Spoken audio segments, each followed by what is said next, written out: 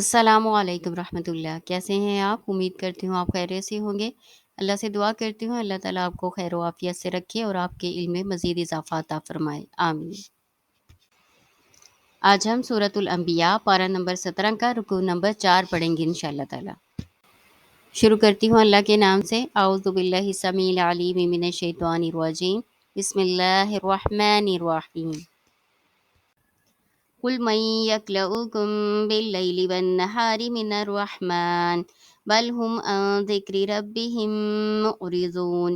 قل کہہ دیجئے، من کون، یکلؤکم تمہاری حفاظت کر سکتا ہے، باللیل رات کو، والنہاری اور دن کو، من الرحمن رحمان سے، بل ہم بلکہ وہ، عن ذکر ربهم اپنے رب کے ذکر سے، معرضون پھرے ہوئے ہیں۔ اعراض کرنا منہ موڑنے کو کہتے ہیں۔ اللہ تعالیٰ کہہ رہے ہیں کہ ان سے پوچھئے، رحمان سے دن اور رات کون تمہاری حفاظت کر سکتا ہے؟ یعنی تمہارے اعمال تو ایسے ہیں کہ دن اور رات کی کسی بھی گھڑی میں تم پر عذاب آ سکتا ہے۔ اس عذاب سے دن اور رات میں کون تمہاری حفاظت کر سکتا ہے اللہ کے سوا؟ ام لہم آلہۃ تمنعہم من دوننا لا یستطیعون نصر انفسہم ولا ہم منا یصحبون۔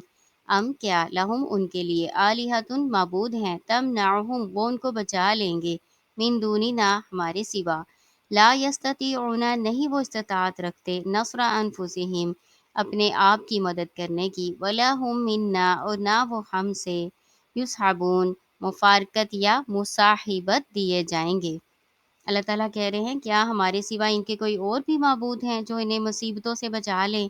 کوئی بھی خود اپنی مدد کرنے کی طاقت نہیں رکھتا اور نہ کوئی ہماری طرف سے رفاقت یا مصاحبت دیا جاتا ہے۔ مصاحبت کا معنی یہاں پہ مجاورت کے معنی آئے ہیں، یعنی کوئی بھی نہیں ہے جو اللہ تعالیٰ کے عذاب سے ان کو پناہ دے سکے۔ وہ تو اپنی خود کی مدد کرنے پر بھی قادر نہیں ہے، تو ان کو کہاں سے مدد عطا فرمائیں گے؟ بل متعنا هؤلاء وآباءهم حتى طال عليهم الأمر أفلا يرون أنا نأتي الأرض ننقصها من أطرافها أفهم الغالبون۔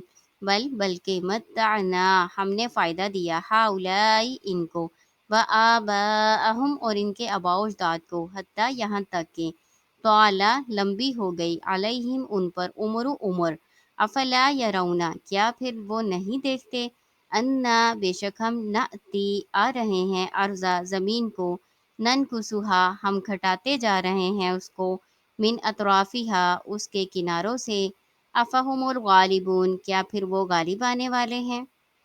اللہ تعالیٰ کہہ رہے ہیں کہ بلکہ ہم نے انہیں اور ان کے باپ دادوں کو زندگی کے سر و سامان عطا کر دیے، یہاں تک کہ ان کی مدت عمر گزر گئی، یعنی ان کی طویل مدت جو ہے، طویل عمر گزر گئی۔ کیا وہ نہیں دیکھتے ہم زمین کو اس کے کناروں سے گھٹاتے چلے آ رہے ہیں، اب کیا وہی غالب ہیں؟ یعنی اللہ تعالیٰ کہہ رہے ہیں کہ ان کے آباء و اجداد کی زندگیاں اگر عیش و عشرت میں گزر گئیں تو کیا وہ یہ سمجھتے ہیں کہ وہ صحیح راستے پر ہیں اور آئندہ بھی ان کی کوئی پکڑ نہیں ہوگی، کوئی ان کو نہیں پوچھے گا، بس وہ یہ عیش و عشرت کی زندگی گزار کے چلے جائیں گے؟ ایسا نہیں ہے، بلکہ یہ ان کو دھوکہ ہے، فریب ہے۔ پھر اللہ تعالیٰ کہہ رہے ہیں کہ ہم زمین کو اس کے کناروں سے گھٹاتے چلے آ رہے ہیں۔ زمین کو کناروں سے گھٹانا یہ کہ اللہ تعالیٰ کفر کو ختم کر رہا ہے، کفر پر زمین تنگ ہو رہی ہے جبکہ اسلام پھیل رہا ہے۔ افہم الغالبون، اس میں جو حمزہ استفہامیہ ہے، یہ حمزہ استفہامیہ انکار کے لیے آیا ہے، یعنی ایسا نہیں ہے کہ ان کو ایسے ہی چھوڑ دیا جائے گا اور یہ غالب ہو جائیں گے، یہ فاتح نہیں بلکہ مفتوح ہوں گے اور مغلوب ہوں گے، انشاءاللہ اسلام ہی غالب آ کر رہے گا۔ قل انما انذرکم بالوحی ولا یسمع الصم الدعاء اذا ما ینذرون۔ قل کہہ دیجئے، انما بے شک صرف، انذرکم میں تو ڈراتا ہوں، بالوحی ساتھ وحی کے، ولا یسمع الصم الدعاء اور نہیں سنتے بہرے پکار کو، اذا جب، ما جو، ینذرون ان کو ڈرایا جاتا ہے۔ کہہ دیجئے میں تو تمہیں اللہ کی وحی کے ذریعے آگاہ کر رہا ہوں، مگر بہرے لوگ بات نہیں سنتے جب کہ انہیں آگاہ کیا جائے۔ اس میں کہہ رہے ہیں اللہ تعالیٰ کہ اے نبی صلی اللہ علیہ وآلہ وسلم آپ کہہ دیجئے کہ میں تو ان کو قرآن کے ذریعے سے واضح و نصیحت کر رہا ہوں اور یہی میری ذمہ داری ہے۔ اللہ تعالیٰ نے یہی کام میرے سپرد کیا ہے کہ میں اللہ تعالیٰ کے پیغام کو تم لوگوں تک پہنچا دوں، لیکن تم لوگ بہرے ہو چکے ہو۔ اللہ تعالیٰ نے تمہیں توفیق نہیں دی تمہاری نافرمانیوں کے سبب کہ تم حق بات کو سن سکو، اور تمہیں میرا ڈرانا کوئی کام نہیں آئے گا۔ وَلَئِن مَّسَّتْهُمْ نَفْحَةٌ مِّنْ عَذَابِ رَبِّكَ لَيَقُولَنَّ يَا وَيْلَنَا إِنَّا كُنَّا ظَالِمِينَ۔ وَلَئِن اور اگر مَسَّتْهُمْ ان کو پہنچے یا ان کو چھو جائے، نفحاتن کوئی جھونکا، من عذاب ربی کا آپ کے رب کے عذاب میں سے، لیقولن تو ضرور ضرور وہ کہیں گے، یا ویلنا اے ہلاکت ہماری، انا کننا بے شک ہم ہی تھے، ظالمین ظالم۔ اگر انہیں تیرے رب کے کسی عذاب کا جھونکا بھی لگ جائے تو پکار اٹھیں گے کہ ہائے ہماری بدبختی، یقیناً ہم ہی گنہگار تھے۔ یعنی جب اللہ تعالیٰ کے عذاب کا ایک چھوٹا سا جھپٹا بھی، تھوڑا سا حصہ بھی ان کو پہنچے گا نا، تو پکار اٹھیں گے اور اعتراف ظلم کرنے لگ جائیں گے کہ اے اللہ ہم ہی ظالم تھے۔ ضع الموازين القسط ليوم القيامة فلا تظلم نفس شيئا وإن كان مثقال حبة من خردل أتينا بها وكفى بنا حاسبين۔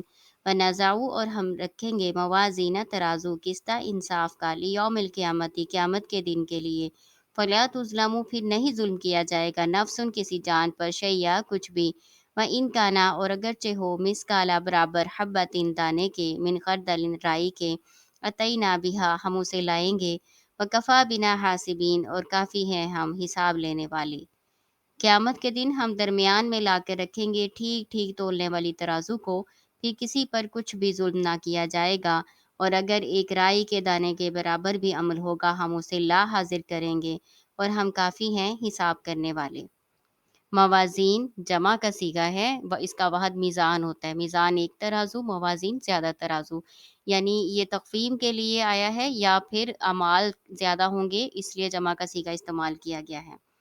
یہاں پہ بتایا جا رہا ہے کہ قیامت کے روز ٹھیک ٹھیک تولنے والی ترازو میزان قائم کی جائے گی اور لوگوں کے اعمال کو تولا جائے گا، اور کسی پر کوئی ظلم نہیں ہوگا، یعنی کسی کے حق میں کسی قسم کی کوئی کمی نہیں ہوگی اور کسی کے گناہوں میں زیادتی نہیں ہوگی۔ اللہ تعالیٰ انصاف کے ساتھ ان کے اعمال کو تولیں گے اور جنت و جہنم میں ان کو بھیجا جائے گا۔ اعمال کو تولنے کی جو کیفیت ہے اللہ تعالیٰ ہی بہتر جانتا ہے۔ بہرحال ہمیں حدیث سے معلوم ہوتا ہے کہ اللہ تعالیٰ ہمارے اعمال کو جسم عطا فرمائیں گے، پھر ان کا وزن کیا جائے گا۔ حدیث مبارکہ ہے کہ صاحب قرآن کے لیے قرآن ایک خوش شکل نوجوان کی شکل میں آئے گا۔ وہ پوچھے گا تو کون ہے؟ وہ کہے گا میں قرآن ہوں جسے تو راتوں کو قیام اللیل میں بیدار رہ کر اور دن کو پیاسا رہ کر پڑھتا تھا۔ مسند احمد کی حدیث ہے، اور یہ حدیث ابن ماجہ کتاب الادب میں بھی موجود ہے۔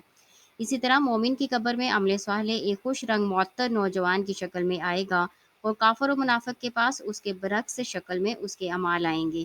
یہ مسند احمد کی حدیث ہے۔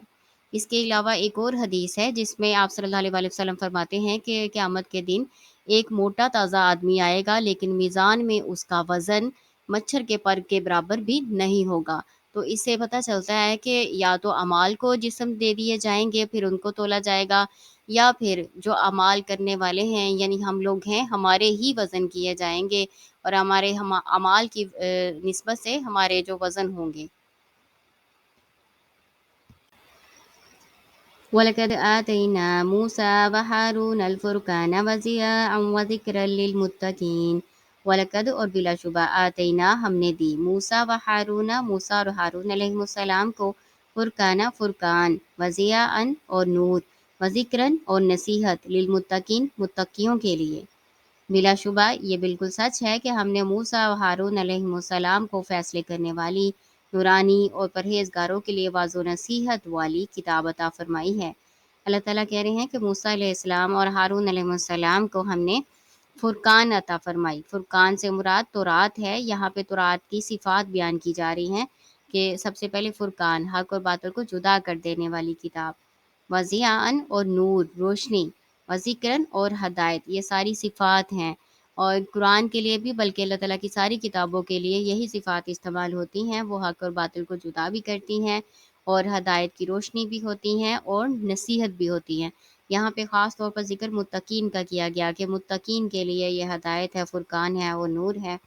کیونکہ اصل معنوں میں متقی ہی اس سے فائدہ اٹھاتے ہیں، جیسا کہ قرآن کے لیے بھی استعمال کیا گیا ہدی للمتقین، سورہ بقرہ میں آتا ہے ہدی للمتقین، یعنی متقیوں کے لیے ہدایت ہے، کیونکہ متقی لوگ ہی ان سے فائدہ اٹھاتے ہیں نا، اس لیے دوسرے لوگوں کو اس کا کوئی فائدہ نہیں ہوتا، وہ ایمان نہیں لاتے اور نہ پرہیزگاری اختیار کرتے ہیں تو ان کو یہ کتاب فائدہ نہیں دیتی۔